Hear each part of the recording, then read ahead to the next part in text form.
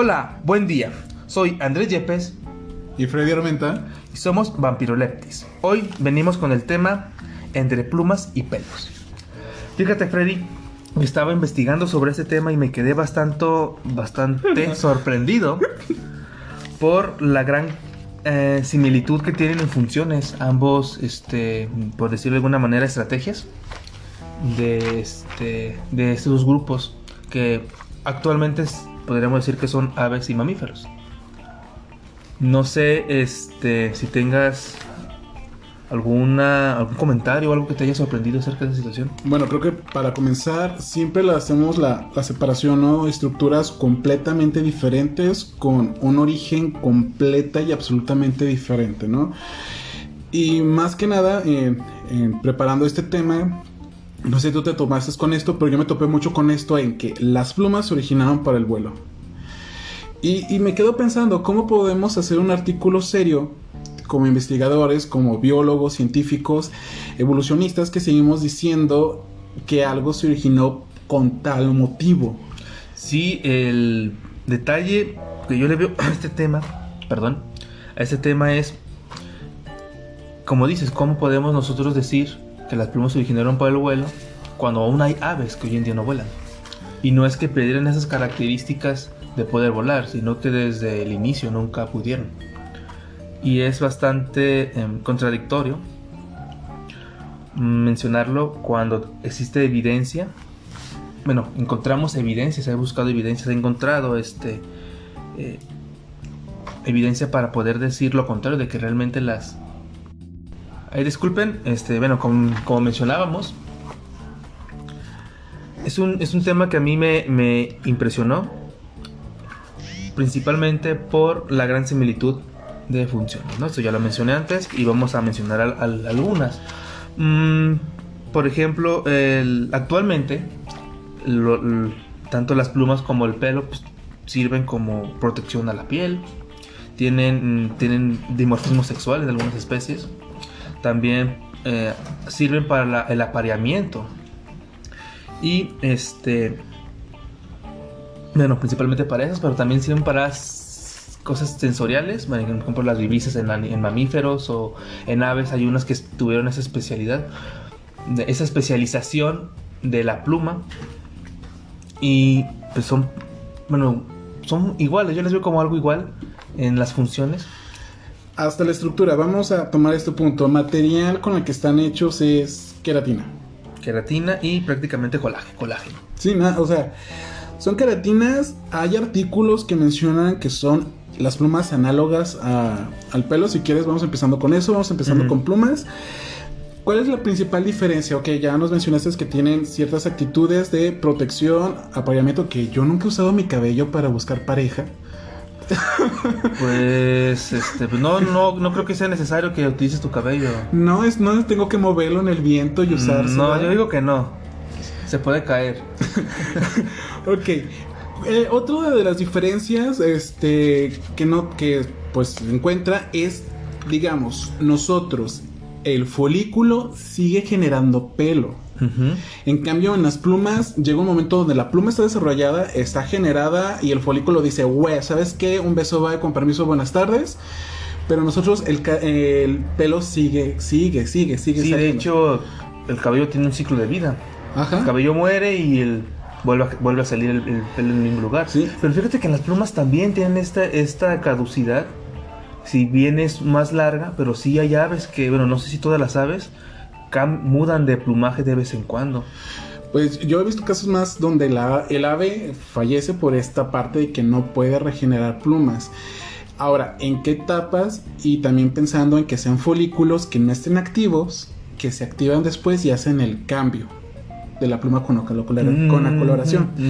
Para empezar, el primer registro que se tuvo de plumas como origen evolutivo fue en 1861 con el Archaeopteryx. Fíjate, fue un paradigma en aquellos entonces. No, y 2 años después de la publicación de El origen de las especies de Charles Darwin. O sea, eso fue una patada en el trasero para los creacionistas y un punto extra para los evolucionistas, porque llega organismo que es un dinosaurio con plumas. Y tengo que mencionar que eran plumas muy parecidas a las de las aves, muy desarrolladas.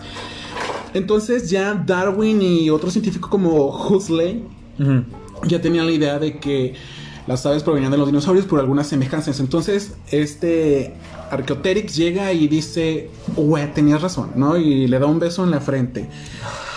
Entonces ya se empezaron a generar dos teorías, porque evidentemente hablar de evolución de plumas es hablar de la evolución del grupo que las tiene. En este caso, la que nos queda actual son las aves, ¿no? Entonces hay dos teorías. Una, que los maniraptors dan origen a las aves. Y otra es que los tecodontos dan origen a las aves. Y así sigue, ¿no? Y así sigue, pero este es el conflicto. Como les dije, Archaeopteryx ya tenía plumas sumamente definidas. Entonces, si tenía plumas sumamente definidas, eso quiere decir que el origen está más atrás, porque ya tenía plumas. Ahora hay que buscar la protopluma. Sí, y luego también acuerde que incluso, yo me acuerdo que en mi niñez nos mencionaban que las únicas que tenían plumas eran las aves. Los dinosaurios eran reptiles, y cuando estudiamos la carrera nos dimos cuenta que prácticamente las aves son dinosaurios modernos. Sí. Entonces, y seguíamos diciendo, las aves tienen plumas y los dinosaurios no. Y eso fue un conflicto conforme fuimos estudiando. Bueno, a mí fue un conflicto ir estudiando ese tema, porque no sabías cómo clasificar a las aves, porque tú cuando veías las claves dicotómicas, veías que prácticamente los aves se encontraban en el mismo grupo que los dinosaurios. Y te acuerdas que en aquellos entonces nos tocaba que decían anfibios, reptiles, aves y mamíferos. Entonces así como si yo estoy viendo que son reptiles y las aves y combinado, y ahora resulta que son separados, si bien es más fácil estudiarlos por separado, debemos de decir que son prácticamente, vienen del mismo origen. Ok, sí, creo que el problema es que nosotros todavía, no sé por qué dijo tantos ayeres, somos jóvenes, amigos, somos jóvenes. Pero es la parte de la taxonomía física, lo que estamos hablando en la otro, de que eran tus características, que estás, cómo estás, cuánto mides, cuánto te mide, y te clasificamos. Todavía no teníamos esa taxonomía genética que ya metemos poco a poco, ¿no? Ya con más estudios, tal vez nos toque a nosotros ya ver ahora sí dónde decir ya no es un reptil, ya no es un dinosaurio, ya es un ave. Pero bueno, entonces Archaeopteryx llega a este punto y vamos más atrás, aparecen otros, y tenían la idea de que las plumas se generaron para el vuelo. Pero ya en el 97, con el descubrimiento de Protoarchaeopteryx, dicen, oye, pero ¿qué pasa con él? Tiene plumas pennadas, pero tiene brazos cortos. El vuelo no está en él. Su diseño no es para el vuelo. ¿Sí? También hay que mencionar esto, que la tecnología fue avanzando y la anatomía comparativa se empezó a utilizar más, tanto para intentar describir cómo los fósiles pudieran funcionar en vida, porque en aquellos entonces era un misterio ver un fósil. Uno se podía imaginar, pero no se aplicaba tanto esa biología comparativa. No, mira, sí, o sea, vamos ahora por ejemplo del iguanodón, que era cuadrúpedo y su pulgar estaba en su nariz porque pensaban que era un cuerno, luego lo pusieron súper erguido, y ahorita trabajamos con un modelo bípedo cuadrúpedo, que tenía esa facilidad, esa maniobrabilidad fisiológica, ¿no? O física. Pues estos ya presentaban algo que se definió como un filamento fino, que era muy parecido al plumón de los polluelos, y se le denominó Dinofuso. Entonces ya en el 2000 estaban algunos que decían que las plumas aparecieron en aves primitivas. O sea, ya entonces ya estamos tomando Archaeopteryx y a Protoarchaeopteryx como aves primitivas. Pero en el 2001 lanzan otra propuesta que dice, no, los dinosaurios, las plumas, se generaron por dinosaurios no aviares. O sea, desde los dinosaurios ya teníamos plumas no aviares, y lo vemos me voy a trabar con el nombre porque sí Sinornithosaurus ya tenía el Dinophus, sí, ya estaba preparado, ya estaba dispuesto, ya queda el molde en el fósil. Y luego viene la pregunta: ¿cuál fue su éxito? Y el éxito, creo que sabemos, de la pluma y del pelo es, primero, ornamentación, tal vez para atraer parejas, lo mencionaste al principio, protección mecánica, impermeabilización. Y uno, si no sabemos cuántas funciones realmente pudo haber tenido, pero son las más sospechosas y tiene un poco de sentido. Sí, luego también inclusive hasta como camuflaje. No sabemos qué tipo de coloraciones tenían en aquellos entonces. Entonces, como podría servir, hoy en día aves actuales utilizan su plumaje como camuflaje. Sí. Entonces, no dudemos que a lo mejor ese éxito de las plumas fue que sobrevivían más los que las poseían. Sí, algo tenía que ver un éxito. Porque recordemos que en el proceso evolutivo aparece el carácter, se mantiene porque tiene éxito, porque recibe algo. Uh-huh. Tiene algo que favorece o algo que impulsa a que se fije, ¿no? Entonces podemos mencionar 5 puntos de evolución de las plumas. Primero, las primeras plumas surgieron de un folículo circular. Sí, entonces nos quiere decir que las primeras plumas tuvieron que ser parecidas a cilindros huecos. Sí. Luego tenemos la diferenciación de folículos. Con esto apareciendo plumas como barbas unidas en abanico cerca del folículo. Después sería el origen del crecimiento helicoidal, formación de la raíz. Aparecen plumas planas pero abiertas. Recordemos que las plumas tienen estas fibritas que se unen, como que se enlazan, como si fueran garfios unidos unos con otros. Entonces esta tercera pluma origen, nomás serían esos pelitos alrededor, pero no tenían la capacidad de unirse. Luego ya viene la diferenciación de las formas de las válvulas feliculares, felicular, que es la que están mencionando, estos ganchitos. Y ya tenemos una pluma tal cual. Entonces ese tuvo que haber sido disculpen por eso, problemas técnicos. Sí, entonces ese pudo haber sido uno de los impulsos que llevó a que la pluma evolucionara. Total y completamente protección, ornamentación, aislamiento, en fin. Sí, es algo muy interesante, cómo fue la evolución de las plumas. Pero también tengo entendido, no sé si tú sepas de algo, que aún así está como en conflicto si realmente podemos tomar esa evolución lineal. O sea, todas a lo que me refiero es, seguimos teniendo, hubo un primero que tuvo las plumas, y luego ese primero tuvo ese segundo tipo de plumas, luego fue evolucionando y ese fue el que dio las plumas que tenemos hoy en día. O de manera independiente, varias especies tuvieron estas evoluciones constantes. No sé si me doy a entender. Ok, estamos hablando de que si tuvimos una sola línea o tuvimos varias líneas que generaron. Porque hasta lo que yo recuerdo era que hay plumas que se han encontrado en el registro fósil que hoy en día no están. Y se sospecha que fueron plumas de especies que no lograron avanzar en el tiempo y se perdieron. ¿Hasta dónde podríamos separar esto, estas líneas? Porque evidentemente, si decimos, es que fueron varios géneros o fueron varias familias, o sea, dependiendo de dónde empiece para ti la línea, podemos decir que empezó en esa línea. ¿A qué nivel crees que sería sospechoso? Porque, ¿qué son? ¿Tetrápodos? ¿Tetrápodos? Bueno, no, perdón. Todos estos fósiles que he mencionado, no sé por qué dije tetrápodos, perdón, son Maniraptors. Entonces, al menos en los Maniraptors, todos presentaron, al menos hay fósiles que en varios géneros presentaron plumas. de diferente tipo, ya desarrolladas, no desarrolladas, porque es aquí algo curioso.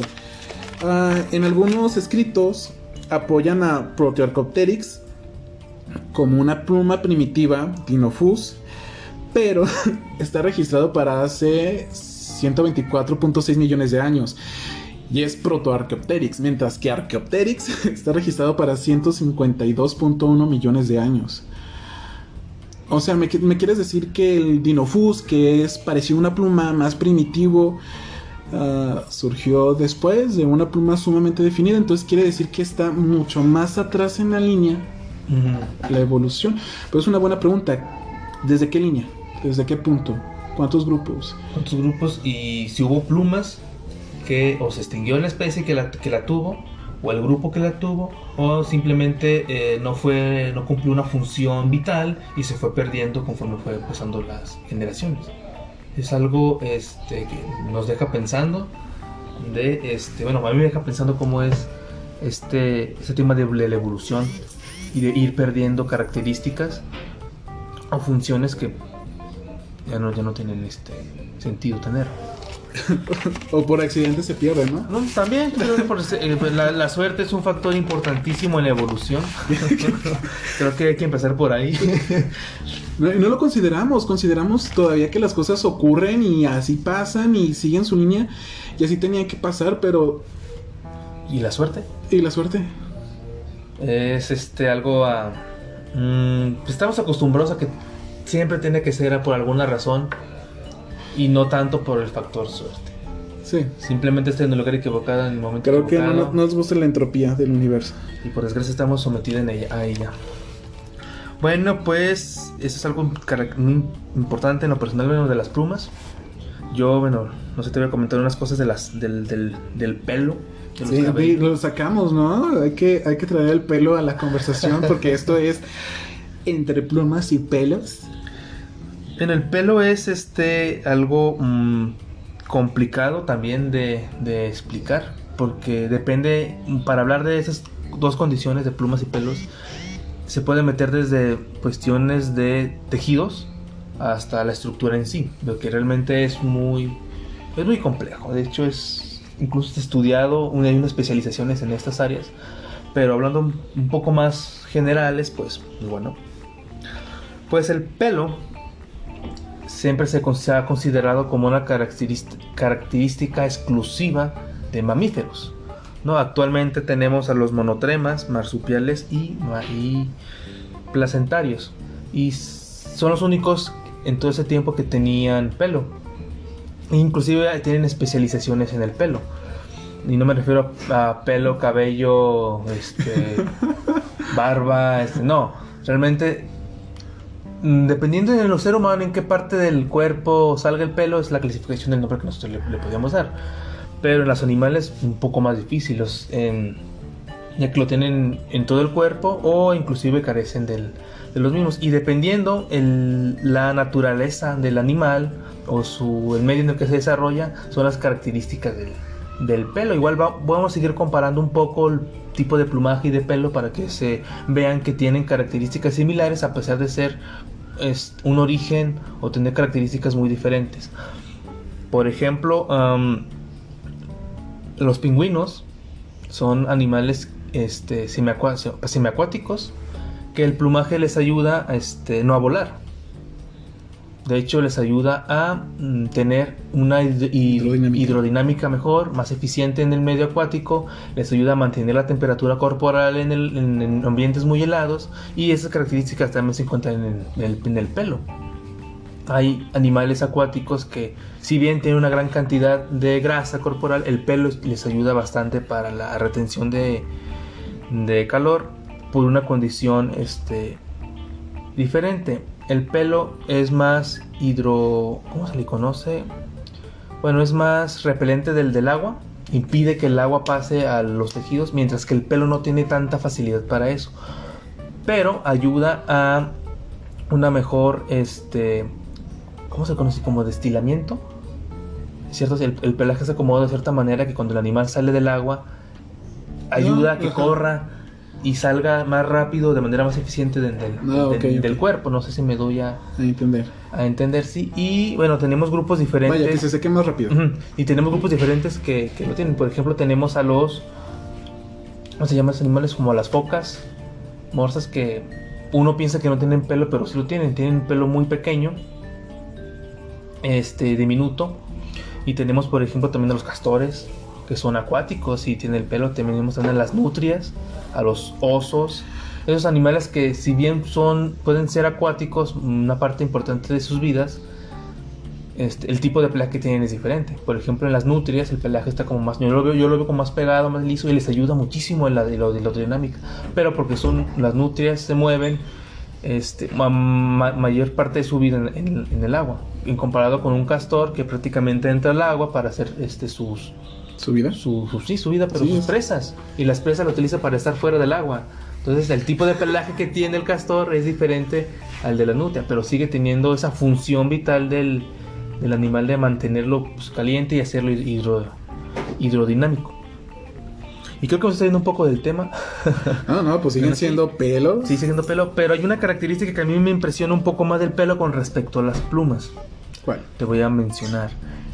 Los pelos tienen como una capacidad sensorial un poco más especializada que las plumas. Por ejemplo, los mamíferos tienen vibrisas, ¿no? Esas vibrisas les ayudan a captar el exterior de manera diferente. Por ejemplo, lo que puede hacer uno, esos vibrisas o bigotes, como lo que tienen los perros o los gatos, pueden ver temperaturas, pueden sentir si caben por un medio en específico, están conectadas a células nerviosas que les ayudan, pues, a captar el exterior o el mundo externo de manera diferente a como lo haríamos nosotros. También sirven como un medio de protección. Hay espinas o púas. También chidas las espinas. No, sí me imaginé los pelitos, ocultos, vestidos sexy, tacón, armas en los tobillos, así. De aquí a... Soy tus pelos, espía. 00 folículo. Bueno, pues están esas especializaciones. Incluso hay las que se le conocen como escamaciones, como los del pangolín, Ajá. que modifica el pelo para tener una apariencia de escama. Y tiene unas funciones que mencionan que son como de protección, o incluso como de mantenimiento de temperatura corporal o de humedad corporal. Y tiene coherencia con el tipo de ambiente en el que se desarrolla. Y también tienen funciones de mantener temperatura corporal a crías. Y al igual que los polluelos, por ejemplo, en aves, van teniendo diferentes tipos de pelaje. No, es que no me imagino un pangolín naciendo con... No digo en pangolín, sino digo en mamíferos en No, general. pues sí, pero no me imagino un pangolín naciendo con placas, pobre mamá. Pero bueno, lo podemos imaginar con los puercoespines, los erizos, que esos nacen con una capa que separa, pues, las púas del cuerpo para que la madre no sufra cuando nacen las crías, o inclusive con el Pues la protección al momento de nacer también, digamos, las pezuñas también nacen cubiertas. Entonces, sí. Y hay pelos que están en las pezuñas que se sospecha una función actual que tienen es para proteger, eso que mencionas, para proteger el nacimiento. No recordaba esos pelos, fíjate, esos pelos o cabellos. Y bueno, eso también se debe a la gran diversificación que tuvieron los mamíferos y que actualmente se considera son los que dominan la Tierra. Pero especial fa. pero lo que voy es, hubiéramos encontrado todas estas diferencias, estas especializaciones o esta gran diversidad en plumas en el momento en que los dinosaurios, por ejemplo, dominaron la Tierra. Yo pienso que la evidencia es en la variedad de plumas y colores, o sea, en la forma de las plumas, en los colores de las plumas que topamos ahorita. Sí, hasta tal vez un poquito las funciones. Recordemos que los búhos tienen este pequeño arreglo de plumas alrededor de la cara que le ayudan como órganos sensitivos, sí, a captar sonidos y llevarlos al oído interno, sí. Entonces sí creo que tuvieron su boom por esto. puede haber mucha diferencia entre la forma de pelo de mamíferos, realmente solo tamaño y grosor. Ujú. Pero en plumas está totalmente el diseño. O sea, no es lo mismo todo el plumaje que conforma a una gallina con todo el plumaje que conforma a un pavo real, cuando aún sabemos que son de la misma familia, ¿no? Ujú. O sea, son galliformes. Son sí. Sí, entonces, pues orden. Oh Dios, no sí me cantaría bien. Si el profe Luquín me está escuchando, lamento haber aprendido mal en taxonomía. Pero aún así lo quiero.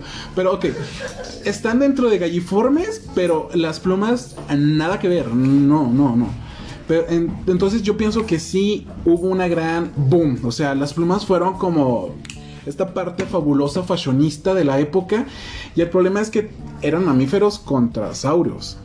Y en los mamíferos no nos estaba yendo muy bien. No, y por eso apenas tenemos esas pequeñas diferencias que son tal vez en forma, color, grosor, y no está tan marcada la diferencia. Digamos, tal vez llegue en un punto evolutivo que un mamífero tenga un hermoso cabello azul natural o tenga otra forma, que también, ahora, podemos tener esa forma si decimos que nuestro folículo sigue creciendo, al menos en pelo, sigue creciendo, sigue generando pelo. O sea, porque también teníamos que suponer eso. Recordemos que no se comportan igual, aunque tienen el mismo origen a nivel celular y de pues material y de función tal vez, pero no son similares, muy similares. Pues que no es tanto que los pelos no tuvieran su boom, porque sigue habiendo bueno, yo veo mamíferos que tienen esas diferencias entre un tipo de pelo y otro. A lo mejor a nivel estructural no, pero bueno, no falta, por ejemplo, aquellos animales que tienen los pelos que tienen en la espalda diferentes a los que tienen en el pecho. Bueno, nosotros sí tenemos diferenciación por zona. O sea, un pelo facial no es igual que a un cabello en la cabeza o un pelo de la cabeza. Uh-huh. De las piernas realmente cambia, sí hay un comportamiento, pero no hay como que esa suprema diferenciación, sí, apenas va ahí poco a poco. Sí. O sea, entonces a lo que me quiere decir es que el pelo tiene un potencial enorme, sí, yo comparándolo con las plumas. Yo digo que sí. Pues podría ser, pero también hay que pensar en esta característica de que prácticamente los mamíferos tienen muchísimo tiempo existiendo y apenas están dominando la tierra en comparación a los dinosaurios. Los dinosaurios tuvieron muchísimo tiempo y tuvieron muchas especializaciones en el ambiente y muchas convergencias evolutivas que les permitió pues prácticamente dominar la tierra. Inclusive yo me atrevería a decir que ¿el espacio? Los mamíferos realmente no estamos dominando la tierra. O a lo mejor estamos dominando el mar y la tierra si tú quieres, pero el aire sigue siendo de los dinosaurios, o sea, de las aves. Sí, hay murciélagos que vuelan, pero... Bueno, pues los murciélagos vuelan, ¿no? Pero no a ese nivel de poder controlar o de que tú puedas voltear a ver un árbol y encuentres un mamífero volador. Déjanos ir en orden, pero sí. Recordemos que tuvimos dinosaurios opresores que no nos dejaron crecer, pero sí. Ahora, ¿dónde viene esta parte de pelos? Sí, se acaba de encontrar porque, bueno, pensamos... vas a hablar acerca de genes. Es que en el gen K928-alfa... no se crea. Iba a hablar de genes, güey. Me sacaste de onda. ¿Qué está pasando? Ok. Se acaba de descubrir un fósil de la especie Spinoletes. Sí, se le data hace unos 26 millones de años. ¿Qué pasa con este mamífero de aproximadamente 15 gramos? Fíjense, de hace 126 millones de años. Está casi cerca con Protorcheopteryx. Está en la misma época. Ajá. Unos 2 millones de años diferencia, pero finalmente están probablemente muy cerca. Probablemente se vieron a los ojos, se dijeron te amo bebé. No, ok. ¿Quiso copiarle? No lo sé. ¿Qué pasa? Así como Archaeopteryx ya tenía plumas extremadamente definidas como las tienen las aves, este pequeño mamífero tenía una cresta. Ajá. O sea, esos pelos larguillos, gruesecillos, que recorría todo su cuerpo. ¿Sí? Tomaba una melena, que si lo vemos en comparación con la melena de un león, pues, y proporcionalmente, era más corta. Pero ya tenemos una diferenciación de tamaño de este pelo, ¿sí? Y el pelaje, como se indica en el artículo, mencionan que es parecido al de un conejo o una rata. Entonces, así lo que tú dices, ya hay diferenciación de pelos. Y este organismo tiene esos moldes que quedaron, porque evidentemente no quedaron pelos y no se fosilizan. Quedaron las huellas. Se ven 3 tipos diferentes de pelo. Hasta esto, checa, hasta tiene manchones sin que no está el molde, no quedó el estampado en el fósil, que ellos suponen que o el fósil tenía tiña o el hongo llegó después y consumió el pelo, por eso quedan esos manchones blancos. Que ahora va al hecho, es lo que hace difícil llegar al origen del pelo y las plumas, o sea, su degradación, ¿sí? Pero al menos esta parte aquí está. Pero también hay que cabe mencionar que el pelo, comparado con las plumas, yo veo más difícil que el pelo quede. Porque el pelo es, en comparación, una pluma es ancha y es más fácil que los minerales y el sedimento, o quede enterrado bajo sedimento por lo plano que está.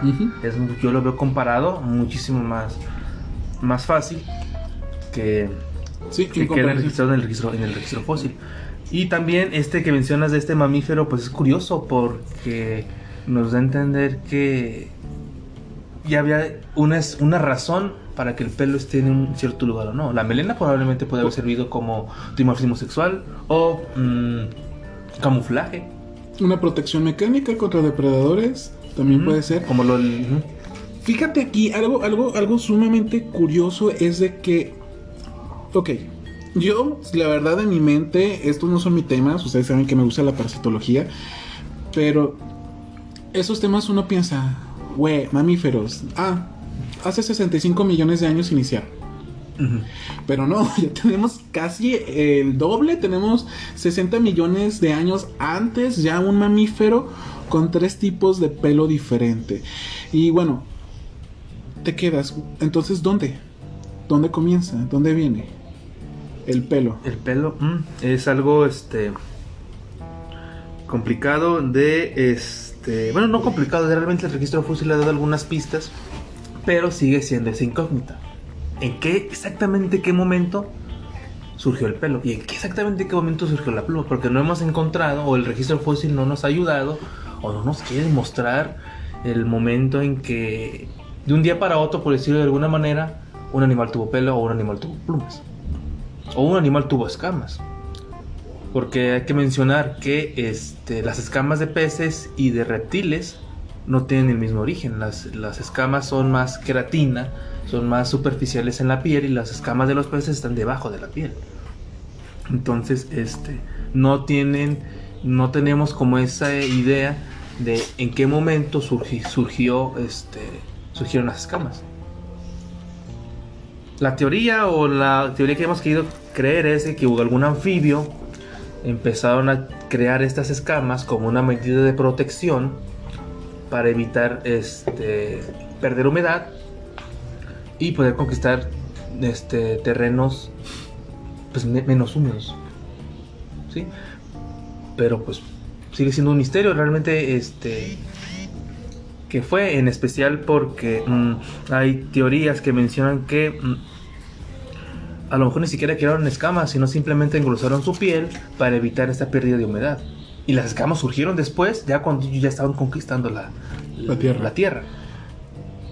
Y pues bueno, a mí se me hace interesante y me gusta imaginarme esas ideas, porque bueno, uno lo ve como una competencia de ver qué estrategia funciona mejor. Y cuando tú crees que va ganando tu estrategia, ¡pum!, ¿no?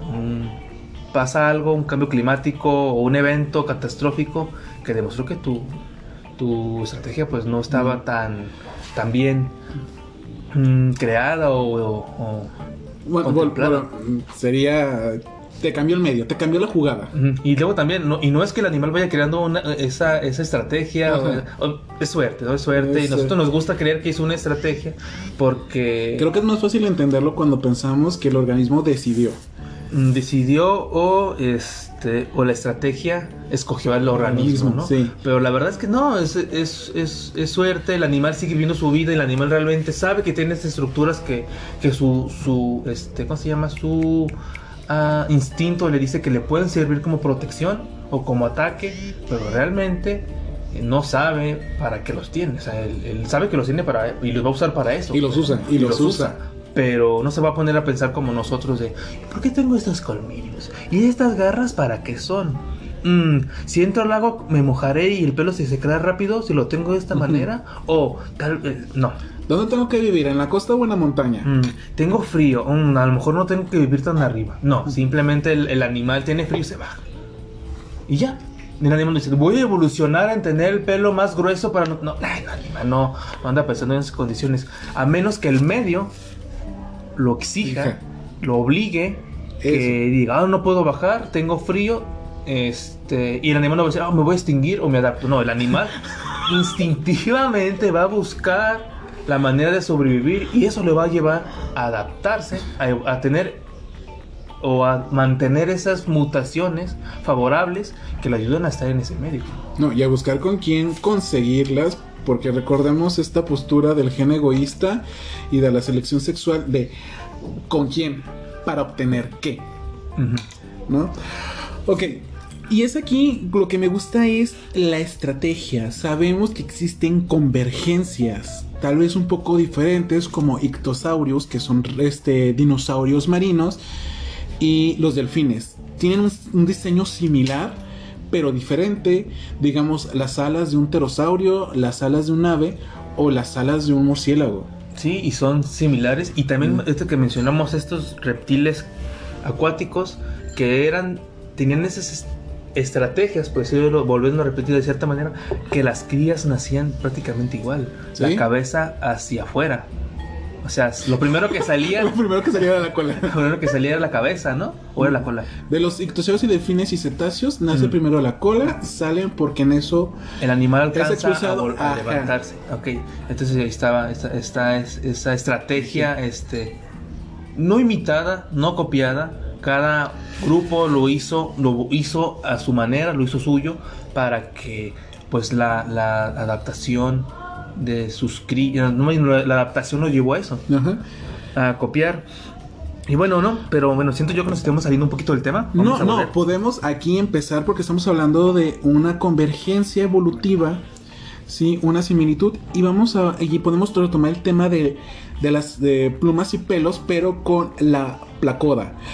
Esta placoda se supone que es el engrosamiento del epidermis, es lo que permite la aparición de plumas y pelos en aves y mamíferos respectivamente, pero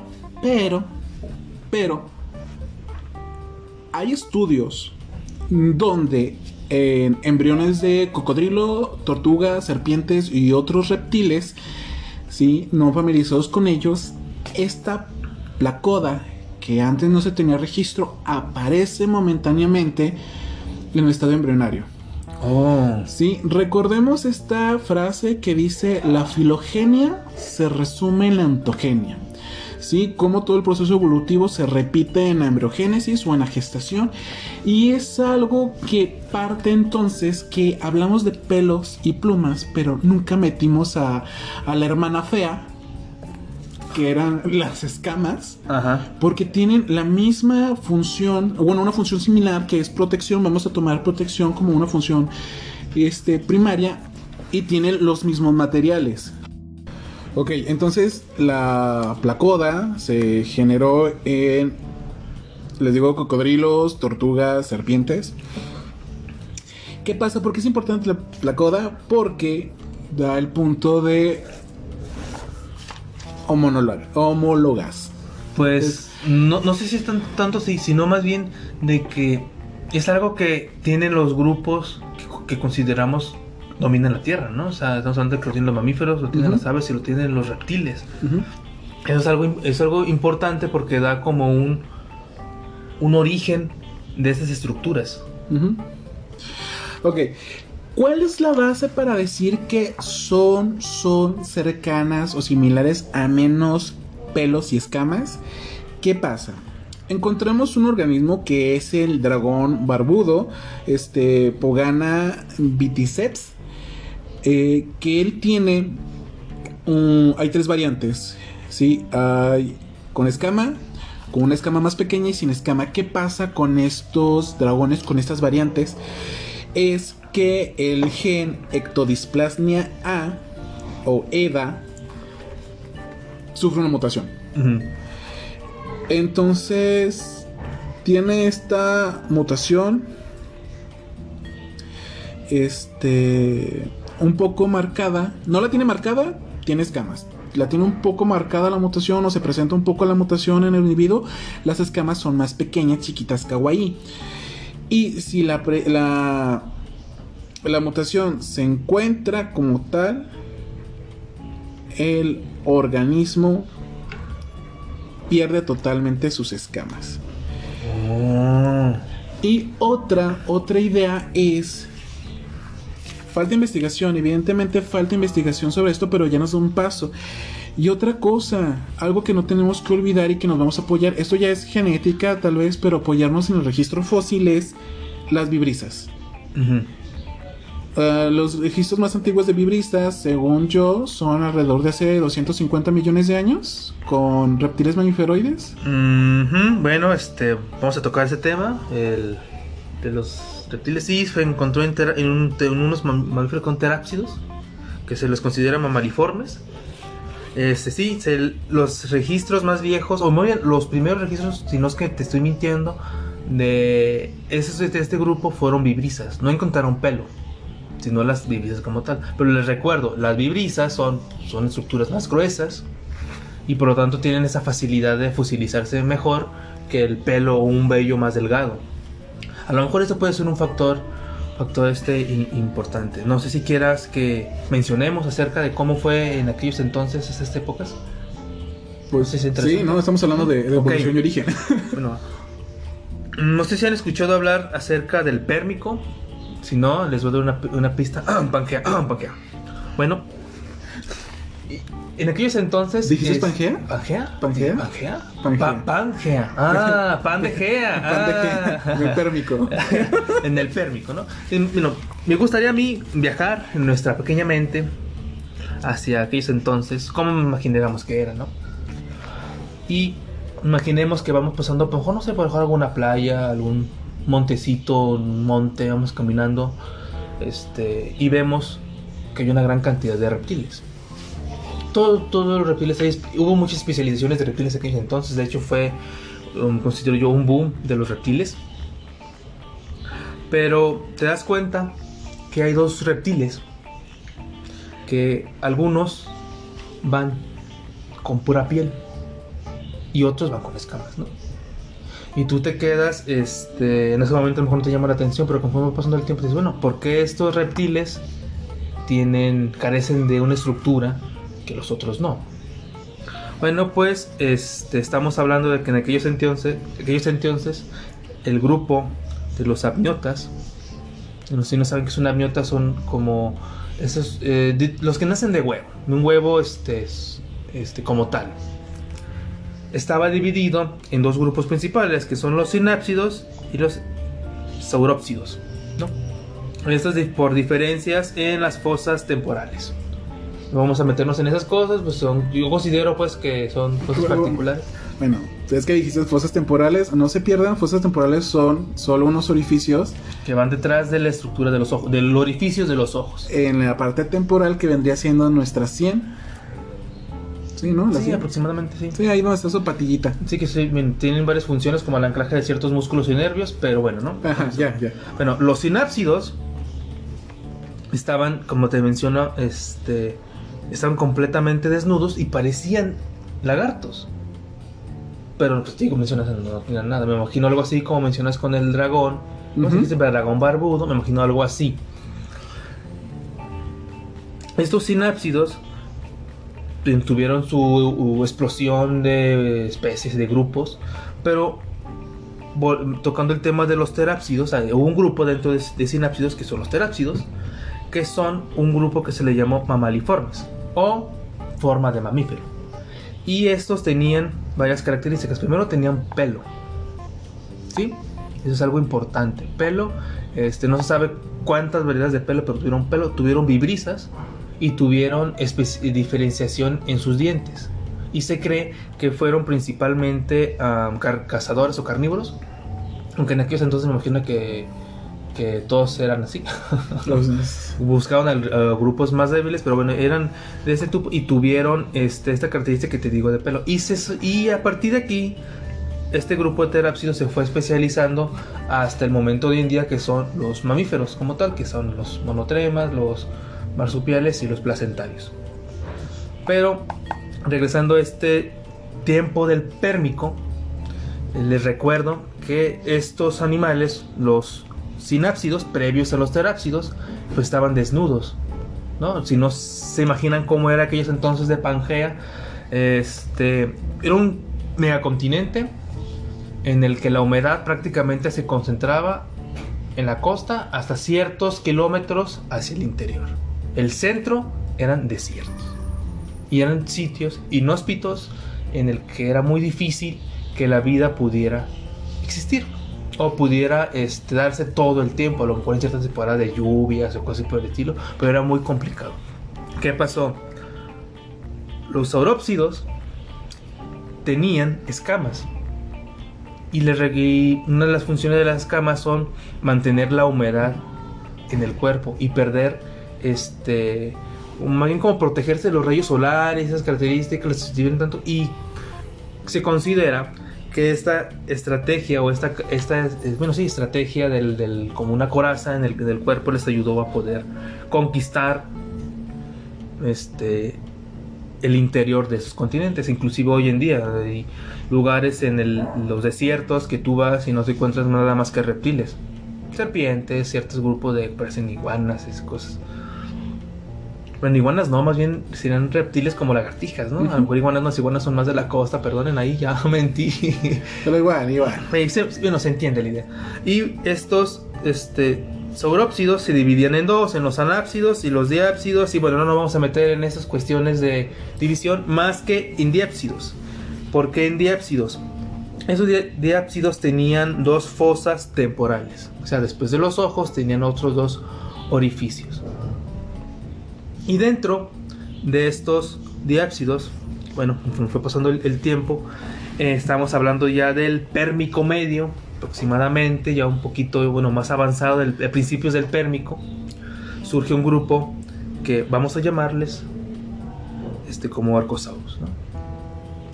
Estos se le llamaban reptiles dominantes, y eso es algo que a mí me voy a mencionarlo, un comentario mío, que yo creí era que estos Archosaurus definieron lo que son las escamas y las maneras en las que se protegen y se utilizaron estas estructuras. Se los voy a mencionar. Los grupos actuales, o bueno, más bien más característicos de estos entonces, fueron los Pterosaurus, que fueron considerados los primeros, ¿cómo se les conoce? Vertebrados voladores. Están también los cocodrilos, los dinosaurios y las aves. Y de estos 4, 3 presentaron plumas, que son los pterosaurus, los dinosaurios y actualmente las aves. Y bueno, voy a hablar un poco de los cocodrilos, que salió un artículo, fíjate que no me acuerdo del autor, ahí les debo si se les interesa, les puedo poner el dato, pero mencionaban que en el embrión, cuando estaban los cocodrilos, ellos, sus escamas tenían un origen más dérmico que, bueno, no dérmico, sino más, ¿cómo se los puedo decir? Bueno, tiene un origen diferente. Imaginemos que estaba el cocodrilo apenas formándose, un fetito ahí chiquito. Ingeniero licenciado.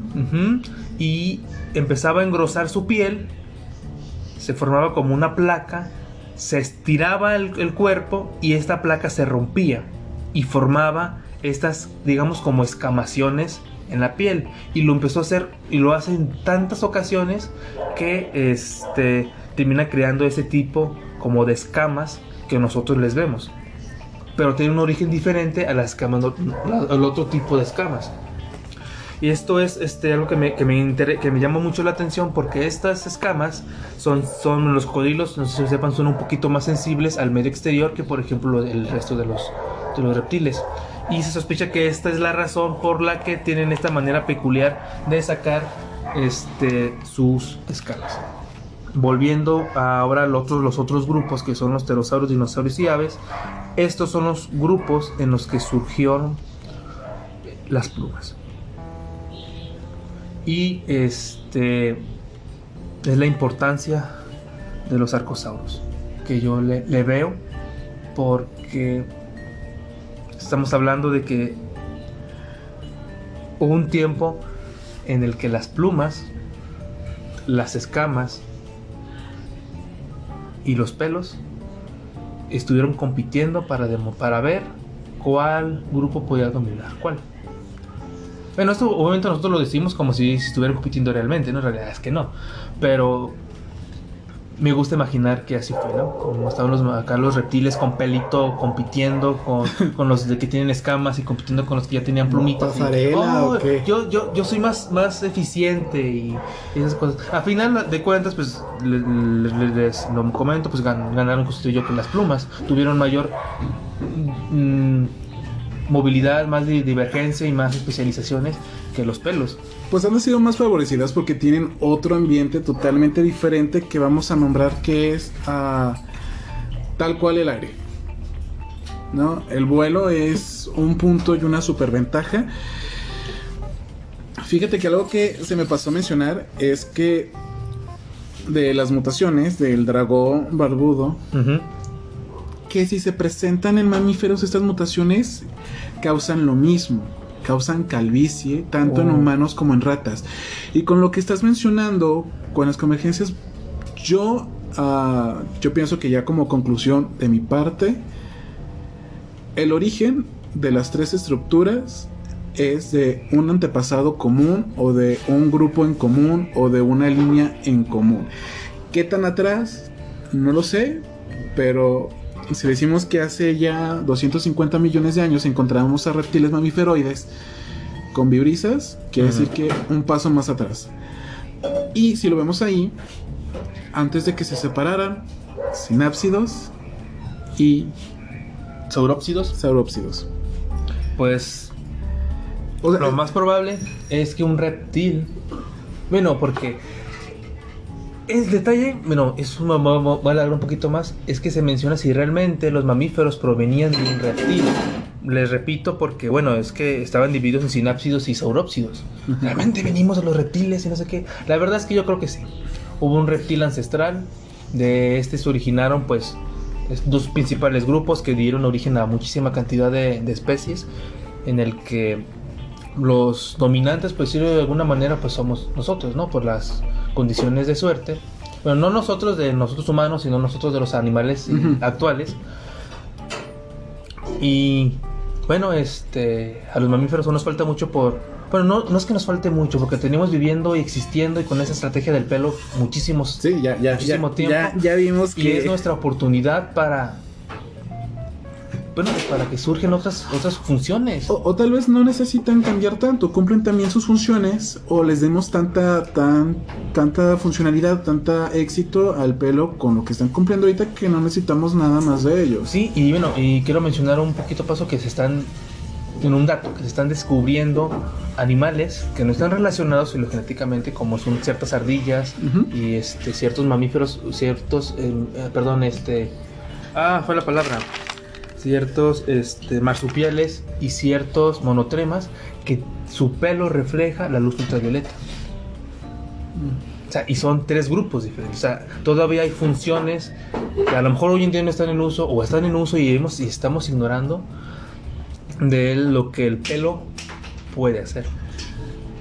Pues sí, llega la parte de la luz que no vemos, ¿no? Que falta qué propiedades físicas nos faltan descubrir y cómo medirlas para poder ver si las tenemos. ¿Algo más que quieras añadir? Bueno, pues yo creo que en términos amplios se entendió. Tomamos los temas. Digo, se puede ampliar de mucho porque pues hemos hablado de cosas particulares de cada grupo y hay grupos que utilizan las plumas de una manera y grupos que utilizan los pelos de otra manera. Pero considero yo que ya se alargó lo suficiente. Y bueno, no, por mí considero que es todo. No sé si tú quieres agregar algo más. Bueno, sí, queda mucho por investigar. Esperemos que un día el registro fósil nos permita llegar a conocer la verdad absoluta. Que no lo vamos a lograr, sabemos que hay estructuras que se pierden. Pues espero que les haya gustado. Recuerden que esas son pequeñas investigaciones que se hacen. Y nomás somos dos biólogos intentando esparcir y perder un poco el tiempo. Así es, pues bueno, somos Vampirolepis. Soy Andrés Yepes Y Freddy Armenta. y agradecemos su tiempo. Por favor, escúchenos en Arcon, Spotify, Google Podcast y próximamente en YouTube. Y síganos en nuestras redes sociales, búsquenos como Vampirolepis. En Facebook y Twitter.